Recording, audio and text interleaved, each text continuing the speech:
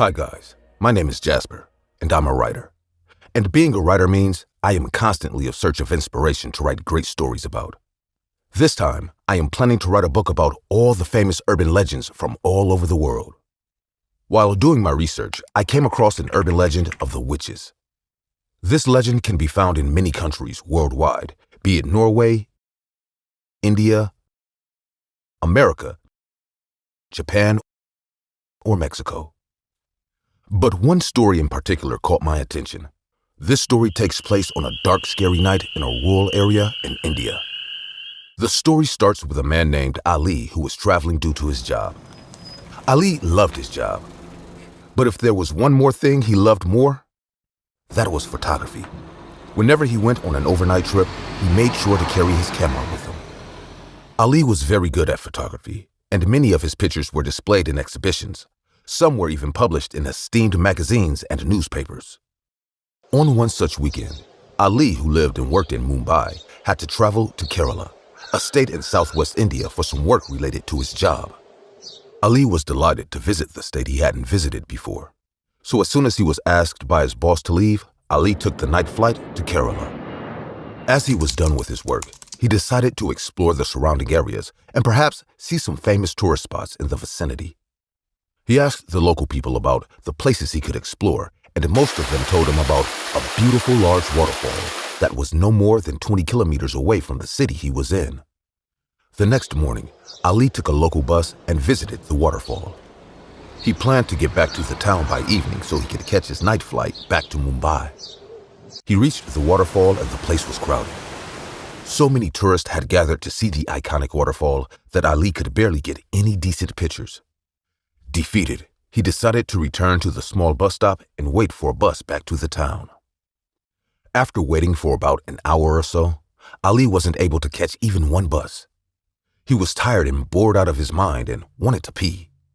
Without thinking much about it, he stood beneath a nearby tree, hung his bag to a long nail that was sticking out of the tree, and relieved himself. He took his bag, but while taking it off the nail, he removed the nail from the tree by mistake. Not paying much attention, he dropped the nail on the ground and returned to the bus stop.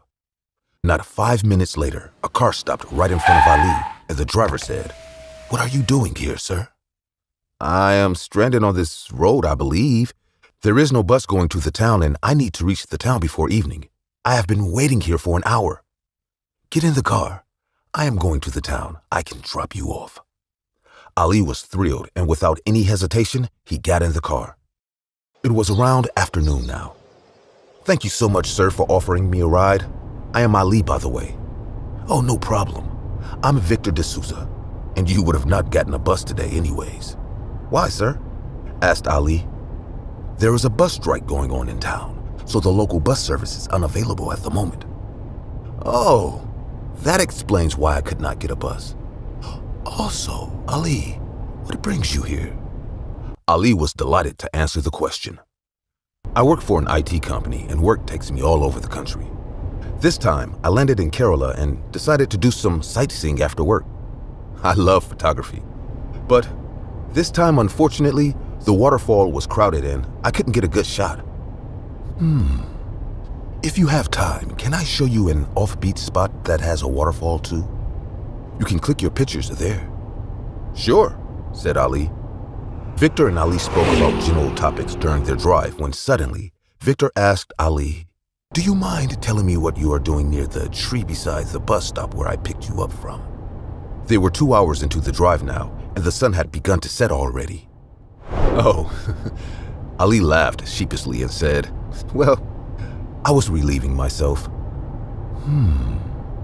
You must not be aware, but any resident would not have dared go near the bus stop, let alone the tree." "Why?" "It's believed that a witch used to live on the tree many, many years ago." Ali laughed out loud. "Come on, Victor. We live in the 21st century. Do not tell me about a stupid urban legend." "You may think it's funny, but 6 people died in the village in the most horrible way. All of those people had gone near the tree." "It's a pretty isolated area. It could have been an animal attack."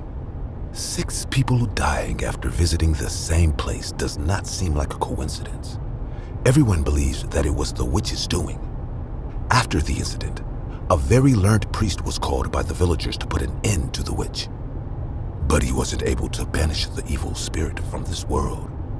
Instead, he managed to capture the witch in the tree and shut off her from the world with the help of a long nail. Yeah, then I guess I freed the witch, Ali said, still amused. It was rapidly getting dark now. What do you mean, Ali? Victor asked, a little bit panicked. While I was peeing, I hung my bag on the nail and it fell when I took my bag off. I let it be on the ground and that's when you drove there. My God, Ali, I don't know what will happen now. It's better if we reach the town soon. Hey, watch out! Screamed Ali. Victor steered the car off the road and got out of it. Hey, are you nuts? Why did you stand in the middle of the street like this? I could have driven over you. Ali could hear Victor screaming at the woman who had stood in the middle of the road, but could not hear what the woman said to Victor. Soon, the two returned to the car, and the woman, who was dressed in white, sat in the back seat. She too wants to go to the town, but just like you, she can't due to the bus strike, said Victor. Ali turned to the woman, who was stunningly beautiful, and introduced himself. Hey, I'm Ali. I'm Mira, said the lady. Their conversation steered back to the topic of the witch and how Ali had possibly freed the witch. This is when Mira spoke. I do not think the witch can change her form. Before Ali could ask anything else, Victor informed him that the spot they spoke earlier about was just a few minutes away, and although it was dark outside now, he could at least see the spot. Ali agreed, and the three reached the said spot. Victor parked the car and told Mira to wait inside, as they both will return shortly. Victor led Ali towards the spot, which was in the woods. Hey, there is your waterfall. Victor pointed in the distance. Go ahead and smoke, and I will smoke a cigarette here. Okay, said Ali, and walked ahead with his camera, which could click pictures in the dark as well. That's when Victor got a message on his cell phone. And what the message read sucked the living soul out of Victor. He could see Ali in the distance, busy with his camera, and from behind, he heard anklets, meaning a woman was walking towards him. A few minutes later, a feminine hand landed on his shoulder, and he knew what to expect. It was Mira, she said. The police came looking for the driver of the car, so I decided to fetch you. They said they found a dead body a few kilometers away. That's when Victor showed the message to Mira, and she too looked equally terrified. Meanwhile, Ali turned with his camera hanging off his neck, and a creepy smile on his face spoke. Yes, she does change forms. A few hours later, the police found the mutilated bodies of Victor and Mira near the waterfall, and on Victor's phone was the message that had the picture of the dead body, who was none other than the real Ali.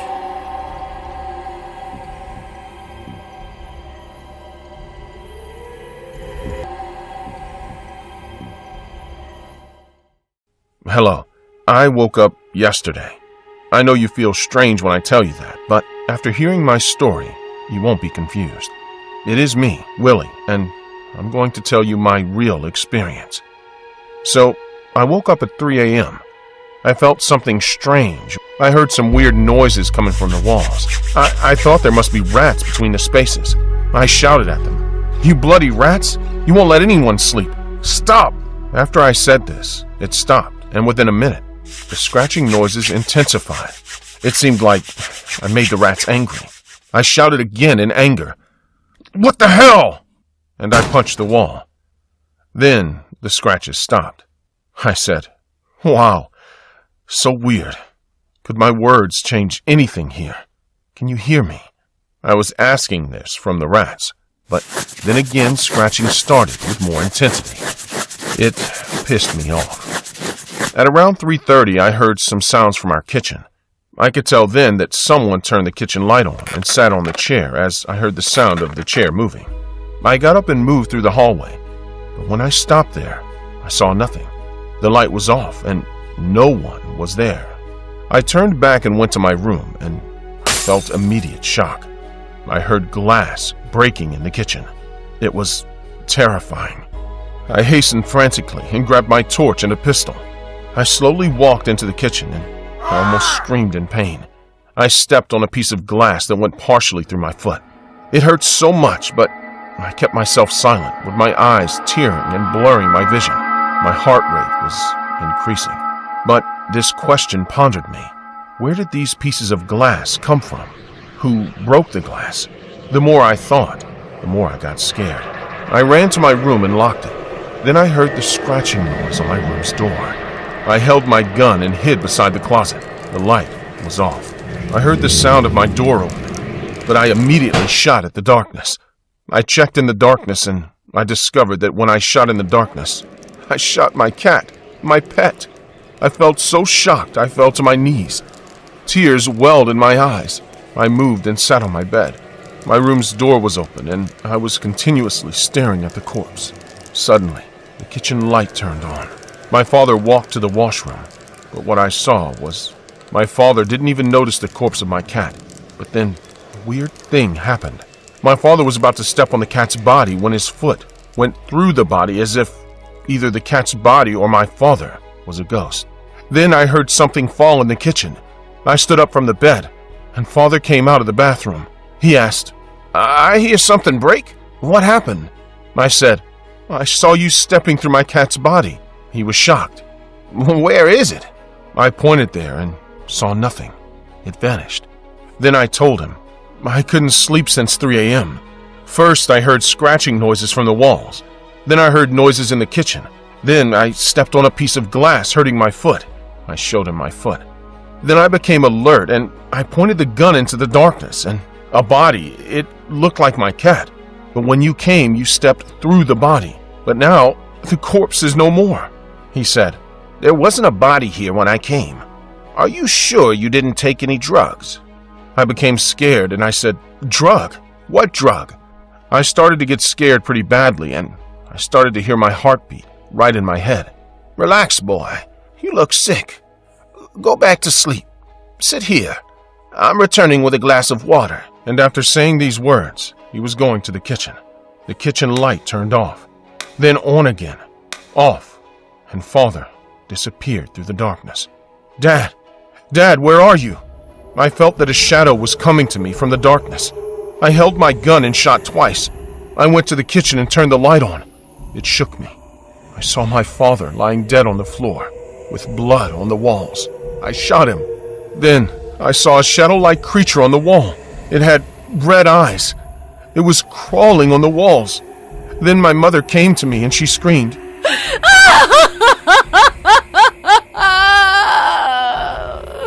What have you done, Willie?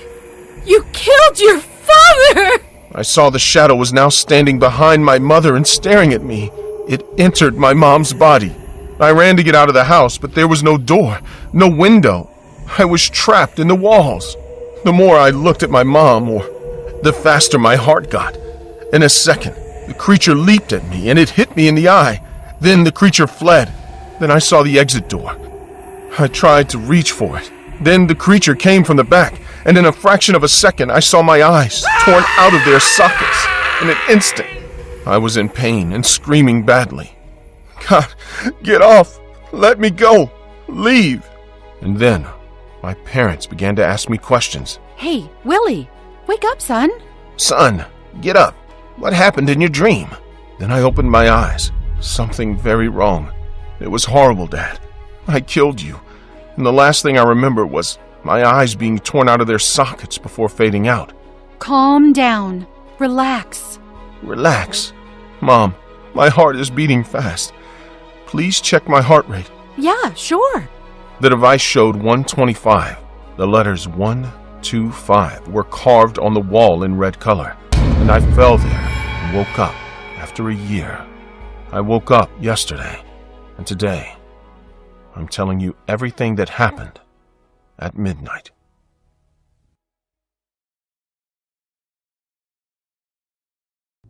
Hi, I'm Cameron, and a psychic. Now, don't get me wrong, I'm not some weirdo who can tell your future or something, but instead, I feel things and I see things that a normal person wouldn't be able to see or sense. My close friends and family know about this, and they sometimes tease me about it too. But the truth is, it's no joke. A few years ago, one of my best friends, Grant, got a new job. We have a small group of 7 friends back from our college, and we often get together or celebrate when something good happens. And Grant getting a great job sure called for some celebration. However, his job was in a neighboring town, so he also rented an apartment in a 2-story building in a town near his office. We all decided to throw Grant a housewarming/congratulatory party. Grant had moved into his house not more than 2 weeks ago, and some friends from our group had helped him move in. Everything was going great for Grant, and it seemed like he was living his dream life. Before going to the party, I had a phone call with Grant, and during our conversation, he was boasting about how cheap the rent of his apartment was, even though it was in a prime location. Although Grant was too happy about it, I smelled something fishy in the situation. My doubt was cleared when I visited the place. It was an elegant 2-bedroom apartment with 2 bathrooms, an open kitchen, and a huge balcony attached to the living room. The moment I stepped into the place, I felt weighed down and choked, as if this massive weight was placed on top of my shoulders. Being a psychic, I pick up on the vibe of any place faster than the average people, and I felt like something was wrong with the place itself. But I'm pretty good at acting as if everything was normal, so that's what I did. I tried to enjoy the party and shrug off the heavy feeling as much as I could. Sometime after midnight, most of the guests had left, and it was just the 7 of us in Grant's apartment. Everyone except me and 2 of my other friends had a little too much to drink at this point. We were all sitting in the living room when the subject of our conversation turned to an incident that had happened with Rick, who was helping Grant move in. Rick began to describe his experience. Yo guys, you won't believe this, but when I was helping Grant to move in, I was carrying a few boxes from the car up to his bedroom. While I was in his bedroom setting the boxes down, I felt like someone was watching me. I was spooked the first time, but I brushed it off and continued the work. But I knew for sure that Grant and Jafar were downstairs unloading the sofa from my pickup truck, so I wasn't sure who was watching me. The next time I come up with some more boxes, I have the same feeling of being watched, so I put down the boxes and searched the entire house. But except for me, there was no one there. I know this sounds childish, but bro, it was weird as all hell, man. Are you kidding me? Hey, I felt the same way when I came up to drop off his computer, and you and Grant were downstairs carrying the boxes. I didn't tell anyone because everyone would make fun of me, but now that you've mentioned it, I think it's true, man. Jafar confirmed Rick's claims. Although at this point I knew both of them weren't making things up, I didn't say anything in order to not spook my friends. At the time, I felt as if the weight on my shoulders increased and I felt suffocated in the apartment. Hey guys, I need some fresh air. I'll be out on the balcony for a while. Saying that, I left and stood on the balcony. All my friends were having a chat back inside. That's when Rick came up to me. Hey man, I know we make fun of you and all, but be honest with me. You feel something in this place too, right? He asked. Yeah, man. Since I stepped into the place, there's this heaviness around me. The air is suffocating, and I think there is something in this place that is unusual. I wanted to be honest with my friend. Do you think we should warn Grant about it? Rick asked me. I think it's good if we keep him out of the situation. He needs this job and this place. I asked Rick to keep quiet. After around 1 in the morning, we all leave Grant's apartment to go back home. I'm the last one leaving, as it fell upon me to make sure all the drunk and tipsy friends made it into their respective Ubers. I then looked up to see Grant waving at me from his balcony. I looked at him and waved back with a mischievous smile on my face and drove back home. A second later, I got a text from Grant asking me to text him back when I got home. I texted him as soon as I arrived at my house. The next day, I called Grant to tell him that the party was amazing and that I had a great time. Hey Grant, thanks for inviting me, man. I enjoyed spending time with you and the guys. Thanks for coming, man. By the way, I didn't ask you earlier, but who was the girl with you last night?" "Girl? What are you talking about? You know that all the guests left before you guys, right? So how would a girl be there in my apartment?" Grant questioned me. "Hey, are you sure?" I asked him, just to confirm. "Yeah, I'm sure, Cameron. And if I had a girl over, I know I'd tell you of all people. So now explain what you mean by a girl was there in my apartment." "Last night, when I waved at you and sat in my car, there was a woman around 25 years old standing behind you. I thought you had a girl over, so I didn't ask you about it then. But now that you're mentioning there was no girl, I want to tell you one more thing. I know you don't believe in psychics and all, but you know my intuitions are strong and most of the time correct. Last night when I visited your apartment, I felt like there was a presence other than us there, and you know it was experienced by Rick and Jafar too. So it suggests you find another place to live in." Listening to me, Grant was in shock, and soon he decided to move into a new apartment. In my life as a psychic, I'd always sensed things, but this was my first time I had seen a spirit with my own eyes. By God's grace, no one was harmed, but I could never let my friend live in such a house. The thought of what could have gone wrong if Grant had stayed there haunts me, even now.